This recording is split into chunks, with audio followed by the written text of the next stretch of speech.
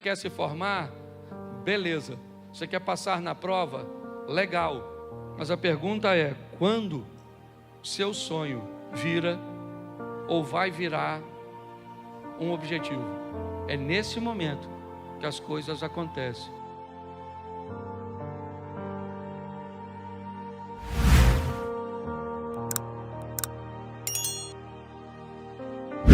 Nós podemos melhorar e amenizar muito a nossa passagem aqui na terra, que no que diz respeito à eternidade, dura muito pouco. O salmista diz no Salmo 90, no contexto dele, que a vida passa muito rápido, que o homem vive 70 ou 80, descreve como o final da vida com muita canseira e muito enfado, porque as coisas rapidamente passam rapidamente, porque o tempo voa. A perspectiva de vida tem aumentado, graças a Deus.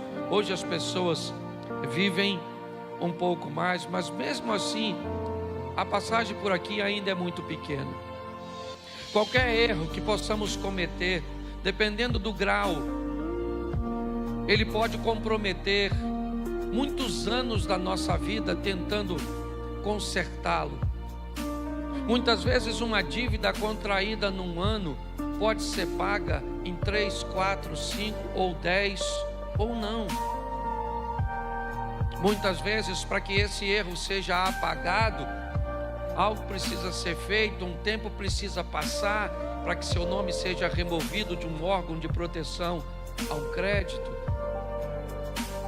Muitas vezes as pessoas acabam traindo, e muitas vezes uma traição faz com que nunca mais você tenha o mesmo nível de relacionamento. Tem coisas que você vive no passado que pode descredenciar você para sempre, para viver determinadas coisas no futuro. Por exemplo, quem aqui teve hepatite, levante a mão. Já teve hepatite? Levante a mão. A senhora, aqui também. Vocês podem fazer muita coisa por mim. Se eu caísse aqui agora, você poderia me ajudar a levantar? Se eu precisasse de um dinheiro, você poderia me emprestar? Mas se eu precisasse do seu sangue, você poderia me doar? Não, nunca mais. Mas você não tem hepatite, você já ficou curada, é verdade. Mas isso descredencia você. É muito importante nós entendermos que por mais que venhamos a nos recuperar, tem determinadas coisas que podem nos descredenciar para sempre. Eu estou falando aqui usando uma patologia como exemplo, mas o que eu quero falar é de que muitas pessoas cometem erros gravíssimos e depois precisam levar muito tempo, deixam de viver para sobreviver. Então, se nós diminuirmos esses erros, se nós nos tornarmos mais assertivos, se nós nos tornarmos mais sensíveis à voz e às instruções de Deus, essa margem vai diminuir. Jesus, disse: eu vim para que tenham vida e a tenham em abundância. Mas a mesma Bíblia que diz isso também diz que no mundo nós teríamos aflições. O que eu procuro mostrar para a igreja é que as aflições são inevitáveis, porém pontuais. Segundo a Bíblia, eu vivo uma vida abundante com dificuldades pontuais, e não uma vida pontual com dificuldades abundantes.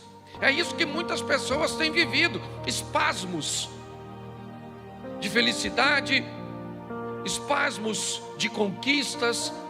São sempre coisas esporádicas, porque o tempo inteiro são sofrimentos, o tempo inteiro é escassez, o tempo inteiro é dificuldade, o tempo inteiro é sofrimento, é solidão. Tem alguma coisa de errado. Não é isso que a Bíblia, o Deus que você serve, te propôs. O que Ele propôs foi uma vida abundante, e que volta e meia você vai sofrer. As aflições virão de forma bem pontual, porque eu tenho aprendido e ensinado que há duas vidas. Apocalipse diz isso: ao que vencer não sofrerá o dano da segunda morte. 2 vidas, 2 mortes. A segunda morte separa a nossa alma de Deus. A primeira morte separa o espírito do corpo. E Deus sempre focado em trazer bem-estar, as duas, é lógico, sempre focando a prioridade, a alma. Não temos aquele que pode matar apenas o corpo, mas temos aquele que pode matar o corpo e ainda matar a alma, separar a alma. Baseado nisso, eu peguei alguns ingredientes, já falei de 3, hoje é o quarto, são 8 na verdade. Já falei de fé, governo, pessoas e hoje falo de objetivos. Vou falar ainda de generosidade, legado, saúde e aprendizado. Mas só para recapitular aqui, o primeiro que eu falei, vocês lembram? Eu falei de quê? É por isso que a gente tem que falar sempre. Por muito tempo eu tive dificuldade de repetir as coisas, porque parece que quem repete não tem conteúdo, fica falando sempre a mesma coisa. Mas depois eu olhei para os evangelhos e tem 4. E 3 repete a mesma coisa para os crentes. Por quê? Porque sabia que os crentes iam esquecer. Então Marcos escreveu e disse, é desse jeito. Aí vem no Mateus vem desse jeito. Aí vem o Marcos desse jeito. E vem o Lucas e desse jeito. E o povo ainda não lembra. Então o primeiro ingrediente é fé. Fala comigo, fé. Isso, esse é o primeiro ingrediente. Sem ela é impossível agradar o justo viverá pela isso. Então fé é a primeira coisa que você precisa ter. Até o profeta Gilberto Gil já sabia disso. Quando disse anda com a fé eu vou, que a fé não costuma falhar. E mesmo quem não tem fé, a fé costuma acompanhar. Pelo sim, pelo não. Então até o ímpio sabe. E tem os crentes que andam sem fé, tá certo? Então eu mostrei para você que ela nasce quando você ouve, certo? É isso. A fé vem pelo e ouvir a palavra a fé torna tudo possível. Sim ou não? Tudo é possível aquele, mas possível não é realizável. Tem gente que me parece que confunde, porque está a fim de confundir. Porque se eu perguntasse a você, olha, domingo tem jogo no Maracanã, Flamengo e Vasco. Você vai? Você me responde assim, possivelmente. Você vai ou não? Fala para mim, se você me disser possivelmente, você vai ou não? Nossa. Se eu perguntasse para você assim, olha, vou fazer uma festinha lá na minha casa, deixa eu se tirar do Maracanã, porque Maracanã é pecado. Então a igreja se constrange, e provavelmente tem botafoguenses e tricolores que não iriam mesmo, então nem se manifestou, tá certo? Mas vamos tentar de novo, fazer igual Jesus com a mulher samaritana. Falou de água, não dá certo, ele fala de marido. Vamos tentar aqui. Eu vou fazer uma festinha lá em casa na quarta-feira e eu digo para você, você vai? Você diz para mim assim, pastor, não vou dar garantia não, mas possivelmente eu vou. Você vai ou não? Vai ou não? Você não me falou. Você não falou nem que sim, nem que não. Então quando a Bíblia diz que a fé torna tudo possível, ela não está dizendo que Deus vai fazer e que não vai fazer. Ela só diz que quando você chega perto dele, o impossível se torna, mas não significa que ele vai fazer. Tem gente que vem para a igreja, um está morrendo de câncer, aí você vem, aí fala, meu Deus, não pode morrer, minha mãe, não pode morrer, é minha fé, eu tenho fé, chamou os irmãos, tudo. Até os cajaceiros vêm para a campanha, e vamos embora, une a fé de todo mundo, aí a mãe morre. O que faltou? Não! Porque a fé não dá garantia que vai acontecer. A fé traz a possibilidade, está assim de gente frustrado, porque está achando que Deus prometeu coisas que Ele não prometeu. Ele só disse, se você chega perto de mim com fé, tudo é mas se não acontecer, você ainda continua tendo fé, pronto. Por isso que tem uns povos que vai embora. Nossa, Deus falou que ia fazer, não tem palavra. Você que não entendeu direito. Então eu acho que vale até pregar de novo. Eu acho que eu vou pregar de fé. de novo. Então ela torna tudo possível. Ela tem tamanho. A fé seja feita segundo a medida da sua. Se você tiver a fé do tamanho de um grão, então fé tem tamanho. Por isso que a Bíblia diz: de fé em fé, de glória em glória. Só diz que mesmo que ela seja pequenininha, certo? Ou seja, você já pegou um grão de mostarda? Já pegou, não? Eu não tenho nem como é que eu vou comparar aqui. Sei lá, não, qualquer coisa. Não, o alpiste é 10 vezes maior. Um alpiste é bem pequenininho. É só para você saber o tamanho da sua fé. Sabe esse pequenininho? A nossa não chega nem nesse pequenininho. Depois eu vou trazer aqui, vou botar na sua mão. Você vê a sua fé. Então ela vai crescendo, de fé em fé, de glória em. E de que tipo deve ser a sua fé? Ela tem tipo, claro. Me mostre a sua fé com as suas obras. E tenha uma fé realizadora. Fala, realizadora.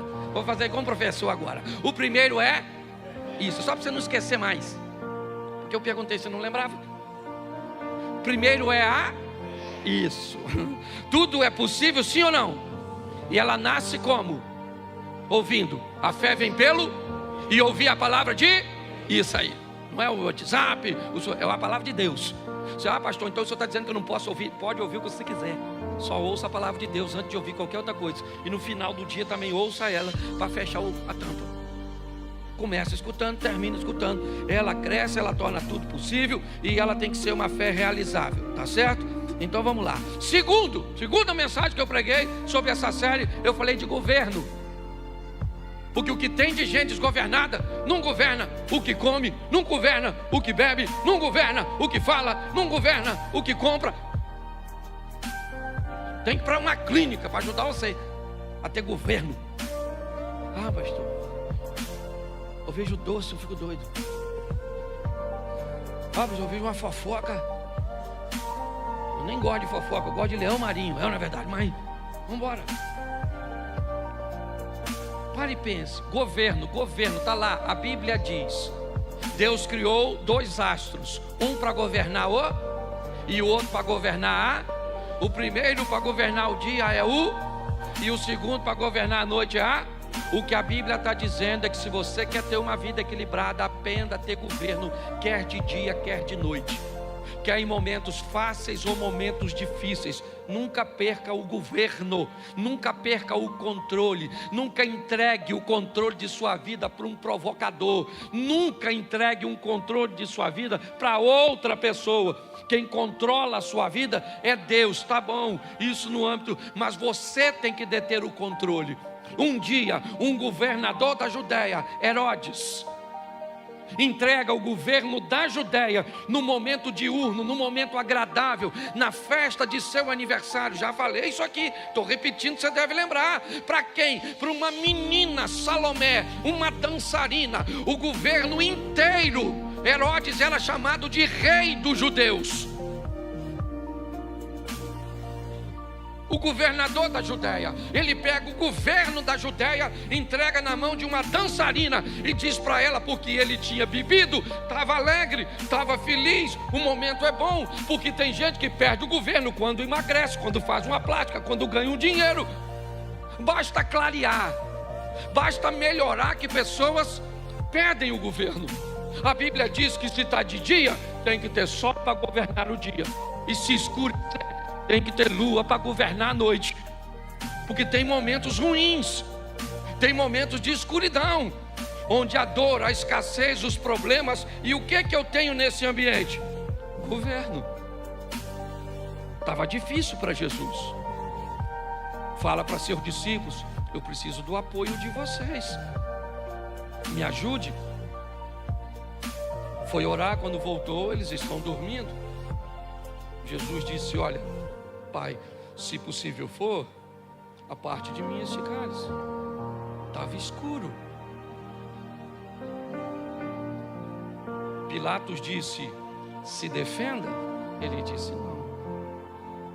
Os soldados disseram: desça da cruz. Ele disse: não. Estava de noite. mas ele tinha o governo. As pessoas o provocavam, dizendo: salvou os outros e não salva a si mesmo? Se você é o Cristo, desça da cruz. Se ele não tivesse controle, ele desceria para mostrar para os outros que ele podia, mas ele não era governado pelos outros, ele era governado por seu propósito. Jesus chama Judas de amigo e Pedro de inimigo, porque para Jesus, quem te faz o mal, te aproximando do seu propósito, inevitavelmente está te fazendo bem. Foi isso que José disse para seus irmãos: vocês não me venderam para o Egito, Deus é que me enviou na frente. O que vocês pensavam que estavam fazendo contra mim, estava fazendo a meu favor. Foi para isso. Governo. O que nós precisamos hoje é de pessoas que tenham governo.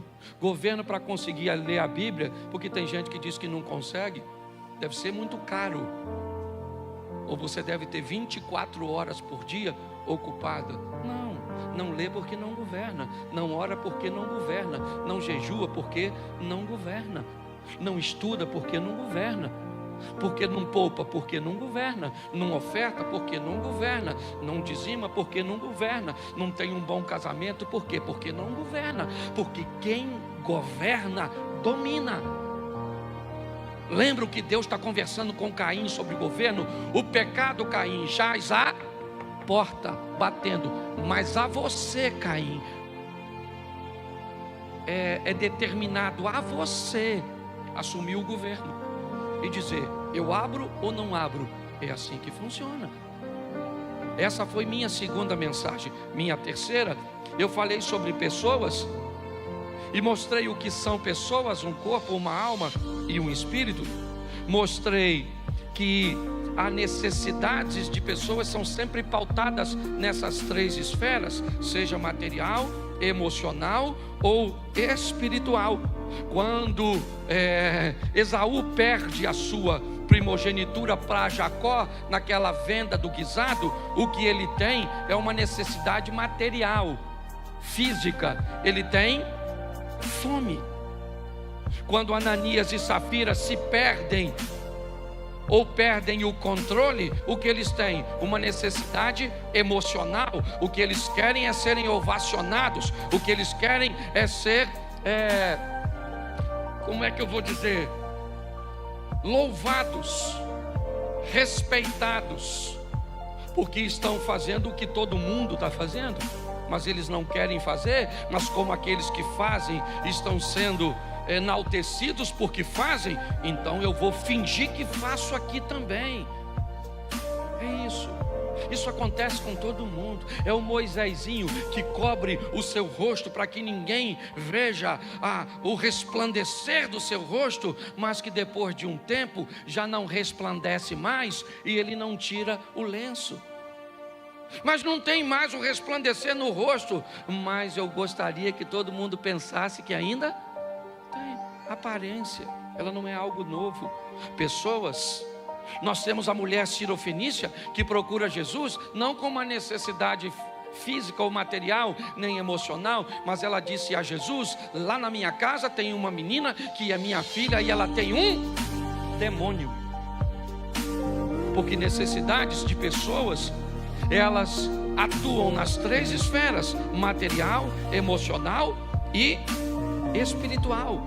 O que nos aproxima de pessoas são afinidades, necessidades, certo? Sentimentos ou parentescos. Eu mostrei tudo isso, só estou recapitulando, porque hoje eu quero falar, e é nisso que eu quero gastar 20 minutos com vocês, para falar de objetivos. É minha quarta mensagem.